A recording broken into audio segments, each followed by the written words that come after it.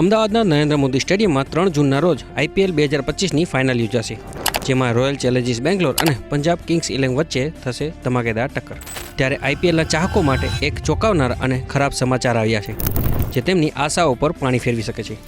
હવામાન વિભાગે આગાહી કરી છે, જેમાં જણાવ્યું છે કે 3 જૂને 48% અને રિઝર્વ ડે એટલે કે 4 જૂનના રોજ 45% વરસાદની શક્યતા છે.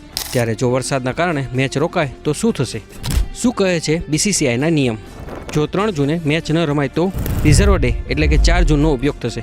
પણ જો રિઝર્વ ડે પર પણ વરસાદે ખલેલ પહોંચાડી તો જો બંને દિવસની મેચ રદ થઈ તો પોઈન્ટ ટેબલના આધારે વિજેતા જાહેર થશે. અને આ વખતે વિજેતા બનશે પંજાબ કિંગ્સ 11, કેમ કે પંજાબ 19 પોઈન્ટ સાથે ટોપ પર હોવાના કારણે તે ટ્રોફી ઉઠાવશે, જે RCBના ચાહકો માટે ખૂબ નિરાશાજનક સમાચાર હશે. ત્યારે RCBના ફેન્સ એવી આશા રાખશે કે વરસાદ ન આવે અને રમત થકી જ વિજેતા નક્કી થાય.